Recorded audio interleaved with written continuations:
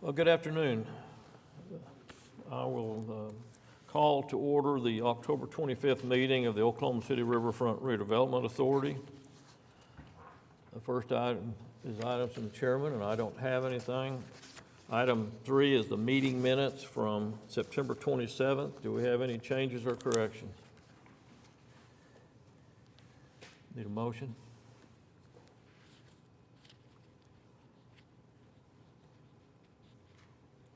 Cast your vote.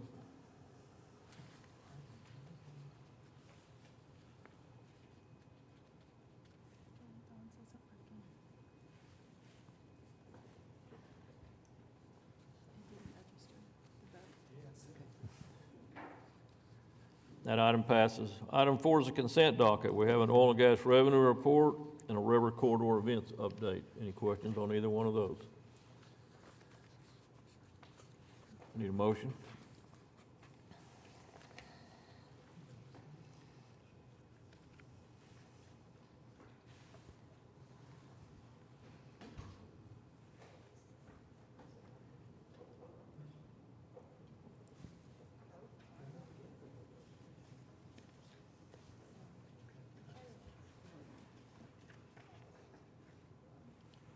Cast your vote.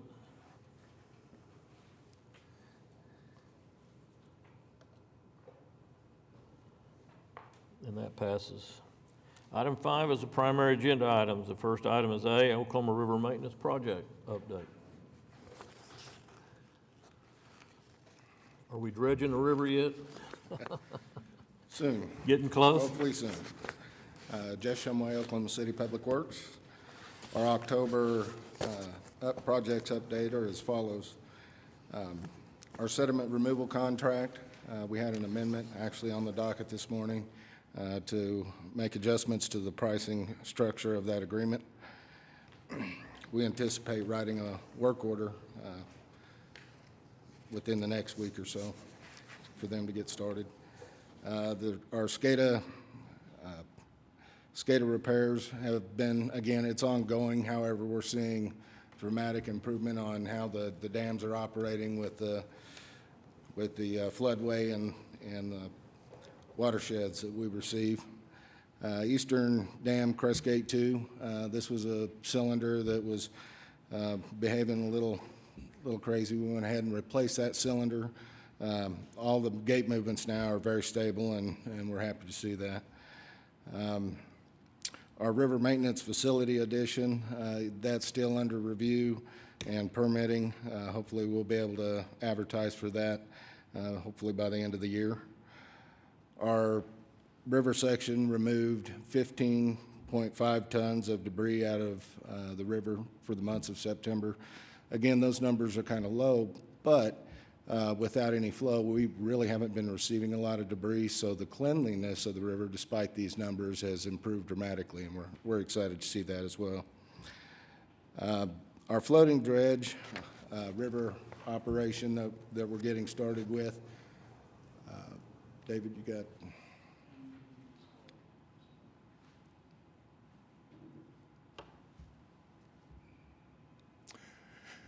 So here's a map of actually some decanting sites that we're proposing. They're all designed to be in areas of kind of low park use. They're also kind of fed through some of the tributaries that come in, so we wouldn't be doing anything like blocking trails or anything like that. We'd be able to pump, slurry up to these sites, let the material decant, haul it away. Every one of these sites also has means of access for equipment to haul the material away. And then again, they're all earth and bermed type sites. So should there be a need for the property to have use, we can remove that material and restore it, with very little effort. So are there any questions regarding the map? Any questions? Thank you. Thank you. Appreciate it. Need a motion to accept that report?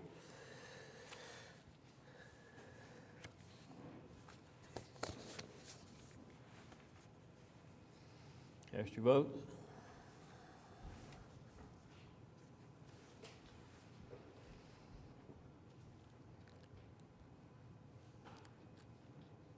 And passes. Item B is a presentation on Chapter 59 Code Update, Approaches to the Scenic River Overlay and North Canadian River Corridor Recreation Area Zoning Districts. Good afternoon. Good afternoon. I'm Marilyn Allen with the Planning Department, Program Planner in the Planning Department. I am the staff liaison to the Code Update Project. That's all I do 24/7 is Code Update, so if you have questions, I'm the person to ask. We have consultants hired who are actually writing the code with us. And so we were going to give you all a presentation today on how the code update would relate to the areas that you, under your purview. I'm gonna see if this works, okay. So wanted to tell you where we are in the code update process and review our LUDA kind of Plan OKC approach and our street topology approach, so you understand that, and then discuss the concepts that relate particularly to Scenic River and the Redevelopment Authority. So where are we in the code update? We're really still in phase one, which is the input process. We've been having open house library events all summer, and we just completed our last one last week. We've had surveys that have gone out to the public. We've met with focus groups. We've met with developers and neighbors to hear their concerns and hopefully be able to, have a huge spreadsheet of concerns and ideas, which is perfect. And then up next, coming up hopefully in 2023, we'll have a draft of various parts of the code. Whether we'll release that a little bit at a time, which might be easier because a code is, I don't know if you've seen the book, but it's pretty big. And so to review it all at one time might be a little much. So we hope to maybe send out drafts a little bit at a time. And then, of course, we'll have a whole final draft, which we're doing that with the sign code right now is in front of council, where it'll go through all the design review committees, including Scenic River and the Planning Commission, and ultimately on to City Council for approval, which would be the adoption phase. So we're sort of at the beginning, so that's why we're going around to the different commissions and hoping that y'all understand what we're doing and also have input into the process. I gave y'all a card. We're, like I said, we're doing our second survey. This is on housing, so it's not particularly related to the river, but it's online till November 11th. So if you haven't filled it out, please do, and send it around to your email list. Make sure your folks have weighed in on this is particularly about housing choices. So what we're peddling is LUDAs. And this is a part of Plan OKC. So I want everyone to understand what a LUDA is. I did a whole presentation the other day, and then I mentioned something about LUDAs, and they go, now what's a LUDA? And I was like, maybe I didn't do a good enough job explaining, so I'm gonna try and explain it really well. So a LUDA is really it's taking all the words in Plan OKC and putting them into a picture. And it's land use typology areas, commonly known as LUDAs. And so it's really a revolutionary concept. I know I've reworked on the concept, and it is saying, hey, green rural areas should remain rural. And then we have urban low intensities, which are the light yellow, urban medium intensities, urban high intensities. Right now, if you're familiar with our code, we have, say, C3, a commercial zone, right? And the C3 is the same at Northwest 164th as it is at Northwest 10th. Same rules, same setbacks, same everything, right? We do have our design districts, and we have our downtown, which is a little bit different, the purple area. But otherwise, there's no context for anything. It's just the same all over the city. So we're trying to write zones that are related to the LUDAs. And I'll hopefully explain that as we go. And if you don't understand, please stop me and ask. Now, what's interesting about y'all's area, y'all are the red area, is y'all have pretty much every LUDA under your purview. You have urban high intensities, urban medium, urban low, open space, which is areas owned by the city that are to remain, open and for recreation. And then you even have heavy industrial areas, which are the hatched areas where we imagine that industry would locate and grow there. So you've got everything. Likewise, as we go to the western part of the city, same thing. You've got urban high, urban medium, urban low, open space, and then there's another layer called employment, which is the blue areas where we envision saving those areas for large employers who might want to come locate in Oklahoma City. So you've got everything to look at. Now, as we zoom into Scenic River area, which is the Scenic River SRODDs, lots of letters, Scenic River Overlay Design District. Closer in, we have also urban high, urban medium, and urban low LUDAs. And this pink circle here is even transit-oriented. This purple area is urban design. It's down in Capitol Hill, so it's a different design district. So we've got everything in Scenic River too. And so basically how the current code works is we have base zones. Every parcel in the Scenic River or in the River Trust area has a base zone. Even the public areas are usually R1. And then we have overlays that, help us prevent some of the uses we don't want, say, near the river, like auto uses, repair shops and things. And then we have extra demolition review in the overlay areas, and then some special rules for building materials, building design, landscaping, and signs. So that's kind of how the current code works. And this is just an example from the farmers market area where the SRDD has 6 sub-districts, kind of confusing. And this is farmers market, and so all the what we call the bulk regulations, the heights and the setbacks and all these things are prescribed depending on which of the 6 sub-districts you're in. There's also different building and site design guidelines. Laura Griggs is here also from the planning department. She looks at all the cases that go to Scenic River for design review. And so we also have our Riverfront Design Committee, which helps us to have great design in the river area. We also have this other thing called, just if you weren't confused enough, it's called Scenic River Overlay. Not SRDD, just SRO. And that's in the eastern part of the city, the western part of the city, where they don't go to design review, but they have special sort of regulations for the river. And they really have some good regulations requiring 50 foot of open space plus 50 feet of building setback from the river, tree planting along the river, and then if there's any zoning cases, y'all are supposed to be notified of anything going on in this area, and then also encourages PUDs within 300 feet of the river. So that's how it works now. So when we go to this LUDA approach, we're hoping that, like I said, it could be more context sensitive. We can take all the good design that's in the Scenic River not necessarily downtown because that's a different environment, but in the urban design, say, areas or even historic preservation areas. In Plan OKC, we heard, well, how come everybody can't have good design everywhere? So that's our goal. And with the LUDAs, we hope we can do that. And so here's how the new zones would work. So you wouldn't have any more R1, C1, C3, all these letters. You would have new letters, new alphabet soup, and so you'd have, say, an urban low single dwelling, same R1 type environment, but it would just have different letters, UMSD, so that we have the context right, the intensity right for each zone. So these are sort of a preview of the zones we're thinking of. And it goes on down to urban high, urban commercial areas, employment areas.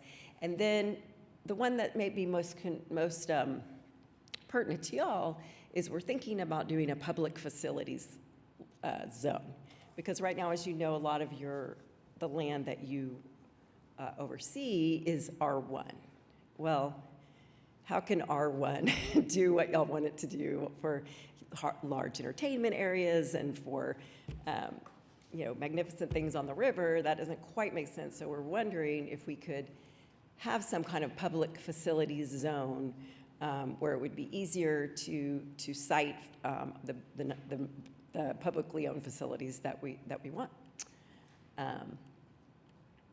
So under the same map,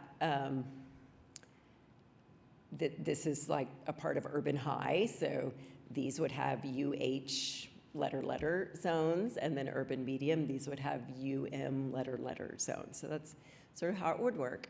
And like I said, it allows us to build in the design stuff in each zone, rather than having to do an overlay or having to do an SPUD or having to do a PUD. It would all be in these base zones, including like design, like you would see mostly in scenic river or in urban design.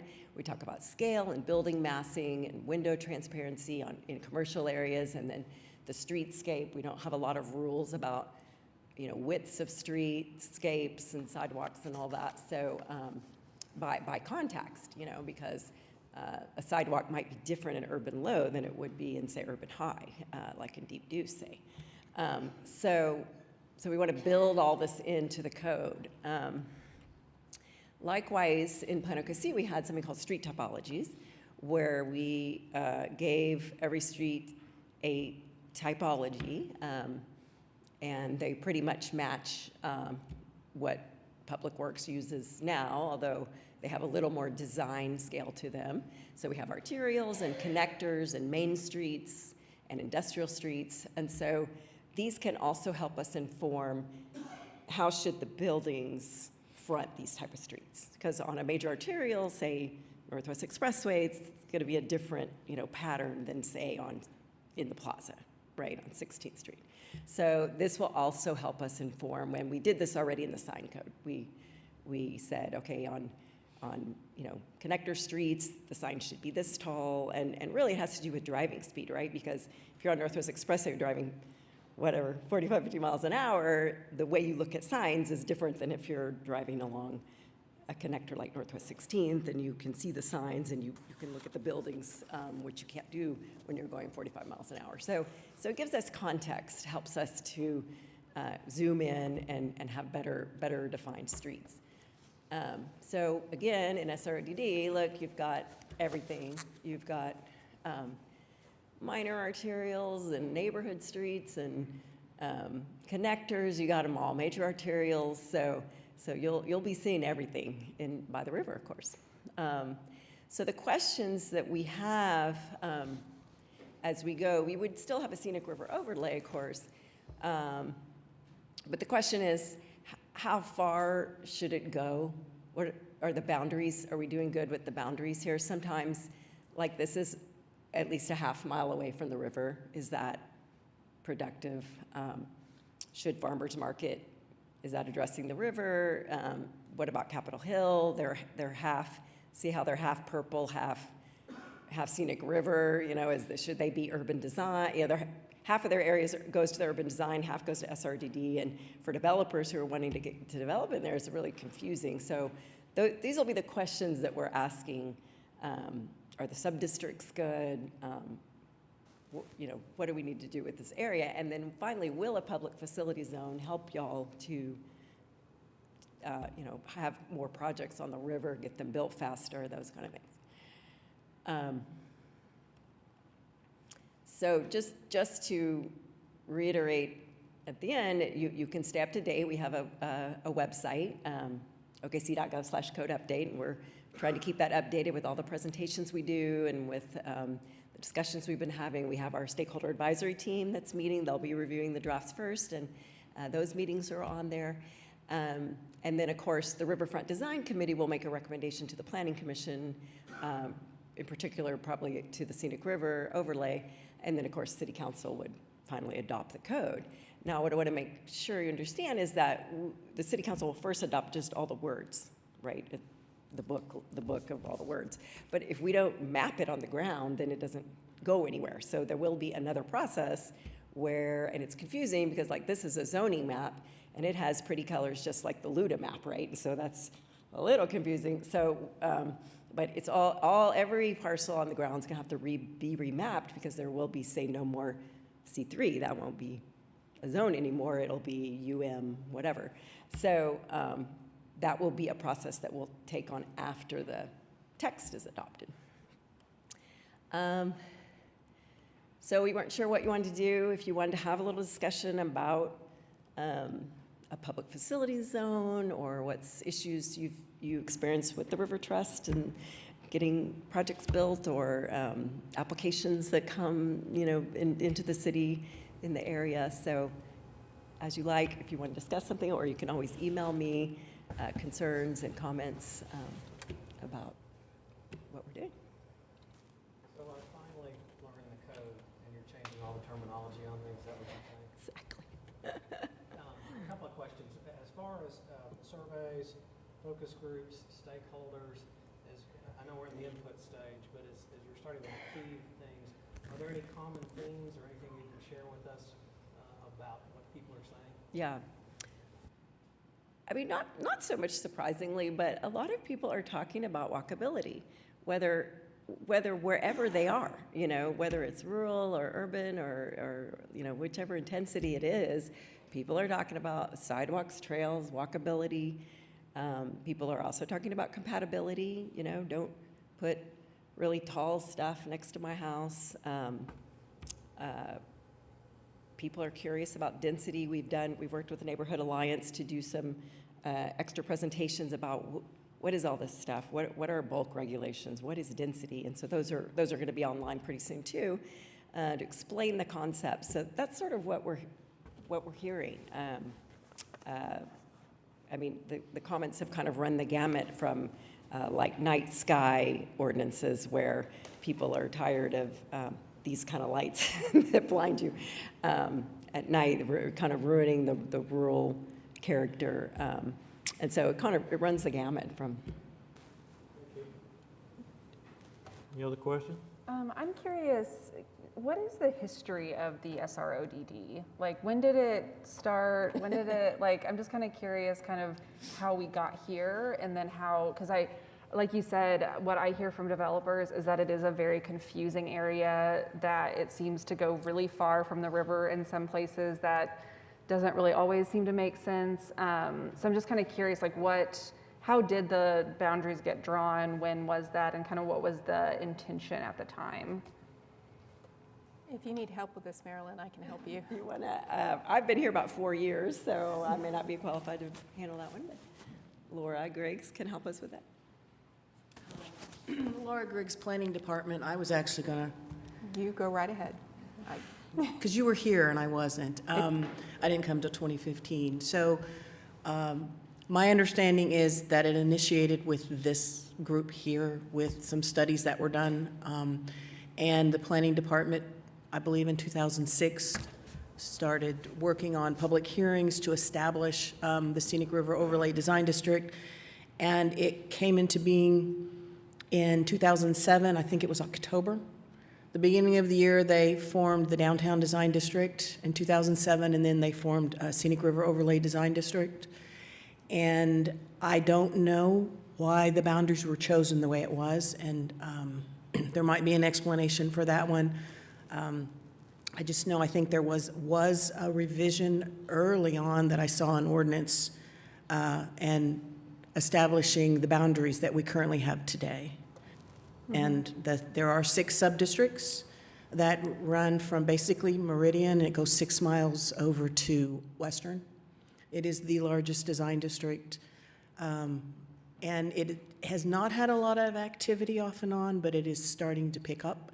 One of the biggest, I guess you could say, owners/users that we see is our Parks Department and all the improvements they've been doing with the trails and all of the improvements along the river. Mm-hmm. Just to add to that, I was actually planning director and worked in the department on this plan at that time. So I think it was the intent of this group to also look at redevelopment opportunities in the urbanized portion of the the scenic river corridor along the properties that this group looks at. So we did hire a consultant to do a planning study, and they just took this 7 miles, A little over 6.5, something. miles, and focused on character development, development opportunity, establishing guidelines and standards so that when development was ready to come to the city, that there would be something in place to guide densities, uses, those types of things.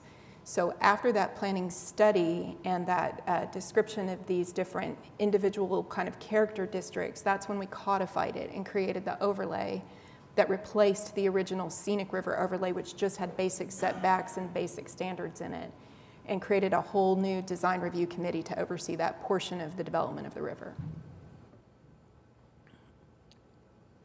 And then I might add, two of your members, right now, currently, we have, Tiffany is the newest member we have on the Riverfront Design Committee, but 2 of our members come from this trust.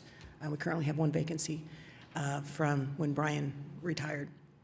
And so we do have involvement that way from this body.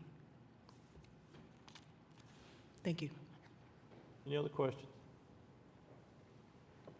I do have a question. I'm curious into going back to the first question and the discussion sessions and focus groups that you've had.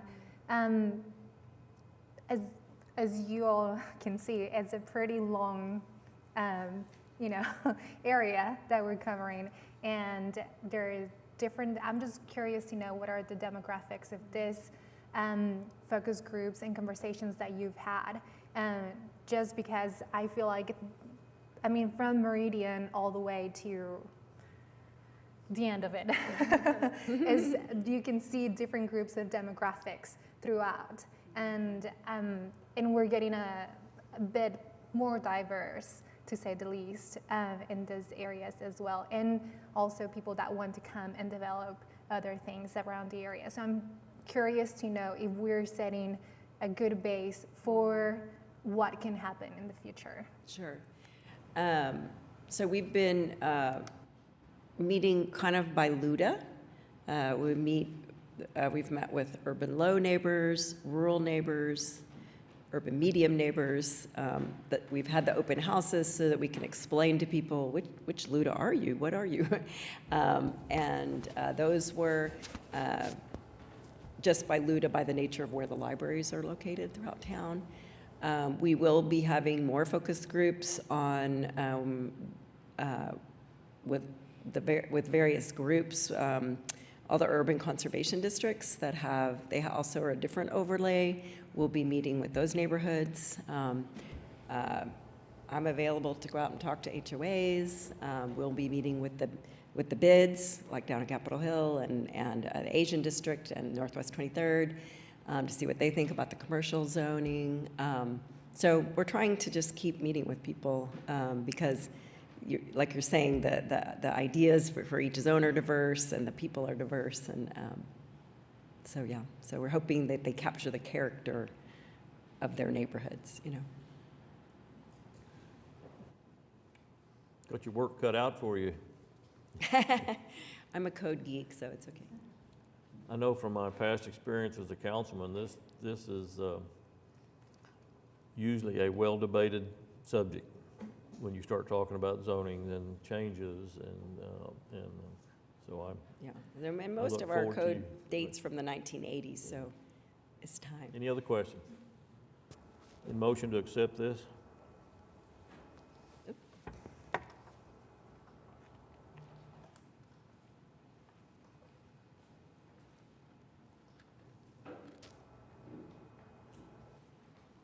Cast your vote.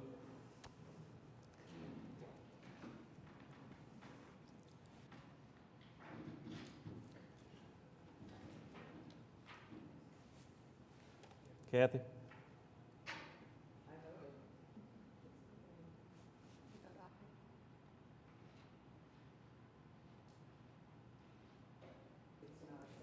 Okay, and that passes. Item C is the first renewal of a lease agreement with Lost Lakes LLC for use of the Oklahoma City Riverfront Redevelopment Authority property near Sunny Lane Road. just south of 10th Street to 23rd in conjunction with private property. We first did this lease in 2016 with Mr. Skeen, and this is just a renewal. Nothing's changed in the terms or anything, and I know that here recently Roger has helped us try to control unauthorized traffic coming on the river down there, and we appreciate your help with that too. So Roger Skeen had some comments he would like to make. Yeah, just a couple quick things. As far as the river corridor itself, it's in great shape. No new dumping. It's very, very clean down there. There's a construction company to the north of 23rd that they've taken down a lot of the fence, I guess, to put in the sewer line. After that's done, I'll worry about if they're going to replace the fence or if I'm going to replace it. Over the winter, well, let me back up. I've got a guy or a couple of guys that are poaching on the property, and I've been playing cat and mouse with them for several weeks now.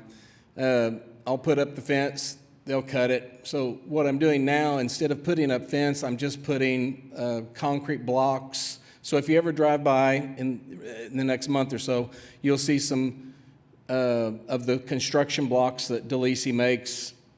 I've put those out because they can't cut them, they can move them, they haven't done that yet, but over the wintertime, I'm hoping to put up pole and cable fencing on the north side of the property and on the south side of the river lease that should make it look better and also be easier to maintain, and it will also be easier to, if it is cut, it'll be easier to repair it. So that'll occur between November and by the time spring rolls around. But basically, I just wanted to say that everything is going well out there. Very good. Any questions for Mr. Skeen?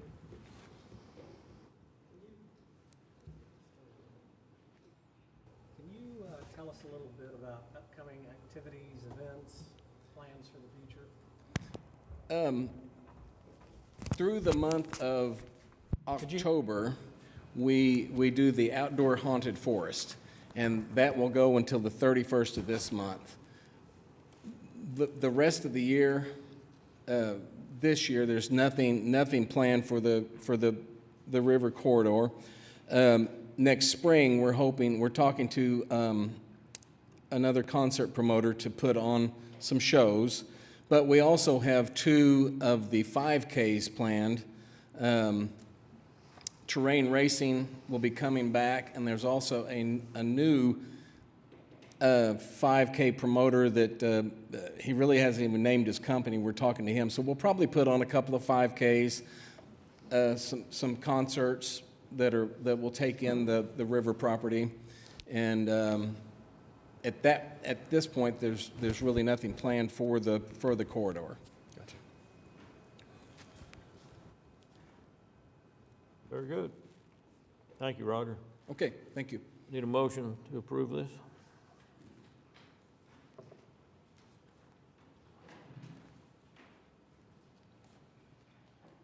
Cast your vote.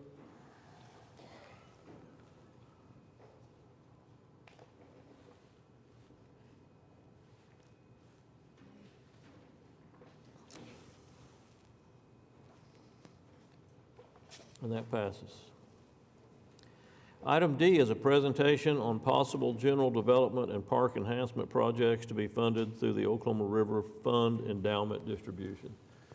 I asked for this to be put together. As you know, we have the interest money from our endowment at the Oklahoma City Community Foundation.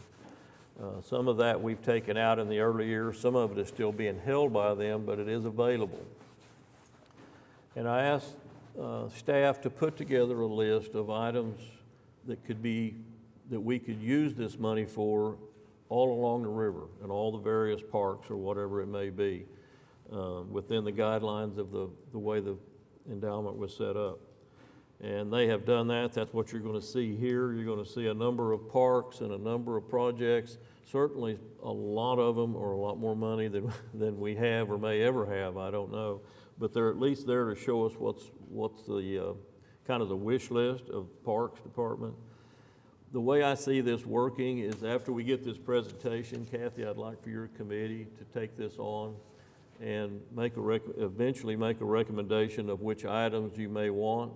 And I actually think that there's probably three choices you can do. You can pick a little bit out of multiple projects to do with the money. We have $321,000 currently that we can use. You can pick individual items. You can pick one park and try to do as many in one park as you want to do, or you can not do any and let the fund build up some more until if you think there's a bigger item you want to go for as a goal, then we'll just let it sit and build up the money on it. So that'll be your task once this is presented, and we'll send it over to you and let you work with it. So, very good. Thank you, Mr. Chairman. My name is Brandon Boydson with Oklahoma City Parks and Recreation Department. So just to kind of run through some of these options that were brought up here. So again, this is kind of the highlight of some of the areas that for development opportunities to be able to use the funding for. So there's a couple of sites that we looked at for getting them for development-ready sites, as well as areas that would be park-like improvements. So the first ones that are coming up is there at Western. They're just to the west of Wheeler Park. Get the right Wheelers, or get the right W parks in the order here. So just west of Wheeler Park, there on the west side of Western, there is an area that is just kind of open. It was formerly used as the batch plant when they were working on I-40. So that area is open, and so we kind of looked at that one. And then also the area that used to be known as Seretoma Park, which the vast majority of that park was actually land swapped, and so that's where Dell sits. So there's an open spot to the west of that, right in the corner of Southwest 15th and Portland is there. And then there's also some other parks that we'll look at as well.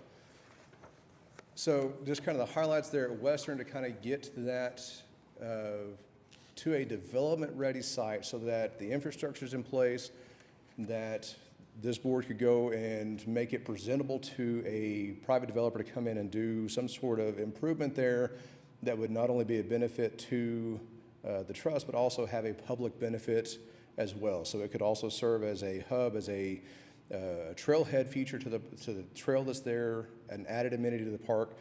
Kind of picture in your mind maybe something along the lines of what you'd see on East Wharf there on Lake Hefner, to where it's private development, but it has a public benefit there. So to kind of get that site up and ready is going to be upwards of probably $1.5 million to get water into it, get sewer brought into it that we can tie into, to get power, to get access to it, because if you're familiar with that area, there's a lot of grade change and some other access issues. So that one's going to be fairly costly. The area is Seretoma Park. Okay, to get utilities brought into it and to take care of access issues, we're looking at probably close to $1 million to get that fully development ready, to where it's, if you're looking at a home, it'd be kind of like a move-in ready site where they can just come in and be able to take over and not have to bring in all this massive infrastructure. And then looking down at kind of the highlights for the park locations, we looked at Wiley Post, Swisher Park, which is our newest park. If you are not familiar with it, we'll hit it here in a second. Wheeler Park and Larry McAtee Park, as well as Prairie Park. So just to kind of give a little bit better in-depth of the western site, doesn't necessarily have a name, but just there on the west side of Western, you can see there's a constructed wetland that was there, so there's an added amenity that's there. But again, improving access to Western, you have really good access to the north side of the river trail. And there's also a future project to convert that rail bridge into a pedestrian or a bike trail bridge, so you have that amenity going forward as well. Again, to bring utility connections and those access, looking around 1.5. The Seretoma Park, again, is just this little piece that's in the corner of 15th and Portland that was not developed by Dell. And so you've already have the parking lot there, you have the boat ramp access, so there's quite a few things going for it. There's utilities are a lot closer to it compared to the one there at Western, so it's a little bit easier to develop and to make it more ready. That's why the estimated cost is a little bit lower there. And then going into the parks, so Wiley Post Park, primarily focusing on the North Shore. So if you're familiar, we just recently with a general obligation bond did some pretty significant revitalization, redesign of Wiley Post Park on the south side. And so this is a kind of continuation of that effort. When we looked at the south side, we also looked at the north and looked at the park as a whole. And so these are kind of some of those things from that, the master plan element we looked at, the concept overall. So kind of breaking out a few of these that you can kind of see numbered up on your screen. So kind of a sheltered and overlook there on the river, that could be 1.5 to improve, riverfront seating, riverfront access, to bring people down to the water as opposed to just seeing it, but actually be able to have the interaction to it. We're looking at close to $2 million. And we kind of go down the list. There's an amphitheater. There's additional overflow parking to be able to help support some of the events that park staff helps to coordinate there in Wiley Post, as well as other activities along the river. And so, there's always improvements for plantings and things, which provide a nice little shopping list for you to kind of take into consideration. It's real easy to, as Chairman Mars mentioned, you can kind of take bits and pieces of it. Swisher Park, as I mentioned, is our newest park acquisition. If you're not familiar with it, is on 15th, Southwest 15th and what would be County Line Road. So if you're looking at this aerial, the white line that kind of goes to in the middle of your image there, that would be County Line Road. And so it is on the north side of Mustang Creek. We just recently acquired the property. We are working to, get a phase one of development for that. And so the funding that you're looking at here could be used to help jumpstart that, to get a phase one development into it, such as getting an entry road or an access to be able to get into the park, and then just using the natural areas, especially right along the river corridor, for natural walking paths. And so there's a variety of costs associated with that. Entry access road, up to $200,000, and $80,000 for walking paths. Wheeler Park, we currently have a project undergoing now that is adding a concession stand and a restroom facility just on the north side of Eglin Stadium. So there's other things we can look at doing to help further that project along and improved access to this park with new accessible ADA compliant walkways to make sure that each of the amenity areas, all the ball fields as well as the playground, are all interconnected and accessible. There's walkways in certain areas, but they're not exactly all fully connected yet. So that would be a prime opportunity for you to kind of help us chip away at that. And then also an improved access to the river trail. Right now, it's kind of this little finger that pulls off of the parking lot there at Eglin Stadium. We've got some signage and things that we're working on as far as, citywide with the trails that will kind of help identify it, but there's some other things that, as a project, we could look to do it an enhanced trailhead to it so it's a little bit more prominent and really focuses and drives attention to the trail. The Larry McAtee Park, formerly known as Crystal Lake Park, recently renamed, but it was under a third-party management for some time, and so everything out there is pretty much gravel access. So we have some great amenities out there. It's a great fishing spot, but the accessibility for everyone to be able to get to it is a little bit limited. So looking at some of the paving improvements to help with the ADA access. So again, these are pretty easy to kind of pull apart and add different pieces to it. So the accessible walkways to get from the parking area up to the large pavilion that's out there. It's one of the larger ones that we have in the system, but also adding ADA access down to those fishing docks, as in addition to the paved roads and the larger paved parking lot. Prairie Park was a former sand pit that was leased out to DeLisi to mine. They recently, in the last few years, have completed that and has turned it back over to us. This is not necessarily open to the public yet. It's still needing some improvements to be usable. So it's kind of in the same situation as what Swisher Park is. It's a somewhat new asset to us that needs to be developed. And so here's kind of a list of several of the things that would help us to get that going in that fashion. So parking, right now there's a concrete pad out there that the sand pit would use, so we need to do some improvements to that to make it usable from a park standpoint. There's a lot of fishing improvements that could be done out there to make it more palatable to those that are actually using it for recreational fishing as well. And so as Chairman Morris mentioned, kind of the endowment balance that's to date, and then just kind of a summarization of some of the, the park locations and their ticket items.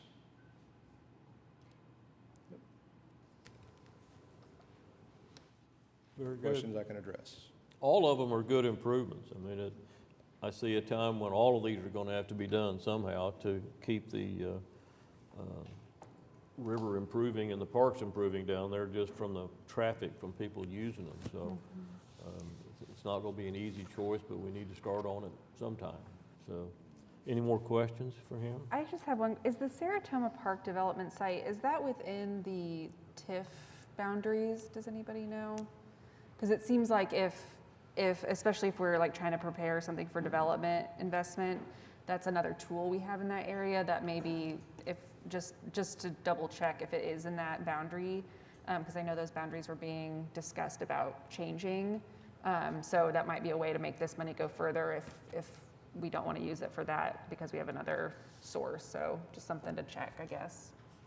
So I don't have an answer if that's in TIF, but it's something I can look up and we can provide that back to you. You mentioned Prairie Park, and Delisi has now finished its work. What is it that they did, and what remains to be done? You talk about riparian improvements. I'm not sure I know what that means. So riparian is essentially addressing the area that's next to shorelines, and so it provides kind of a nice natural buffer. But I mean, is there erosion? I get what riparian is. But Okay, sorry, I didn't understand the question. My apologies. So Delisi, when they left the park, they did a lot of restoration to it when they left it.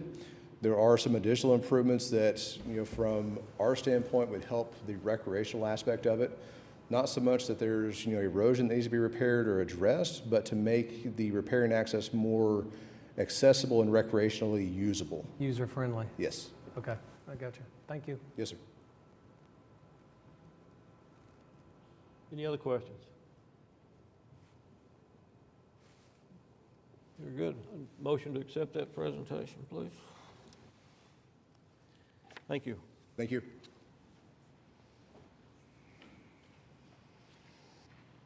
Cast your vote.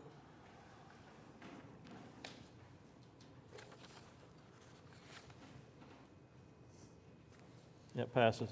Item E is the proposed schedule for 2023 for the River Trust.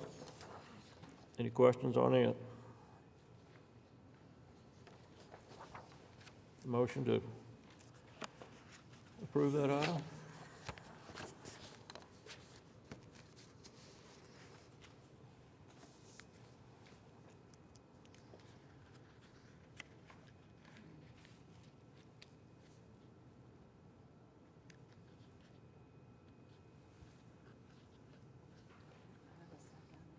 Cast your vote.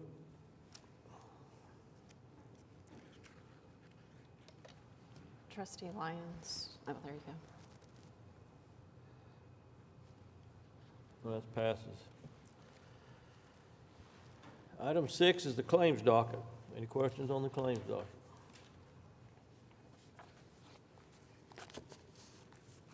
Motion?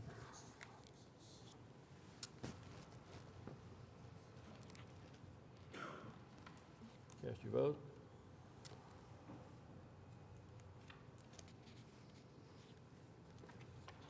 That passes. Item 7 is the comments by staff. We have the director's report. Good A lot of afternoon. information today.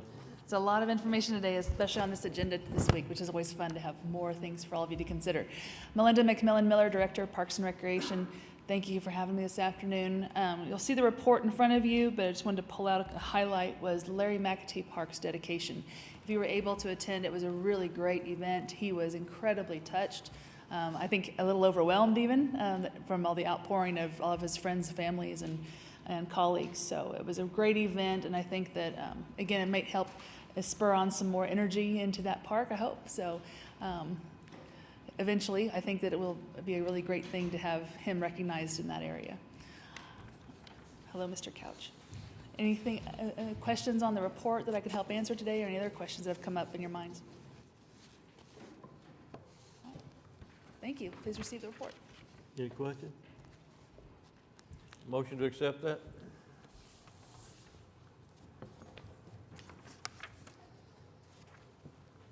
Cast your vote. And that passes. Any comments by trustees? You vote aye. Any citizens to be heard?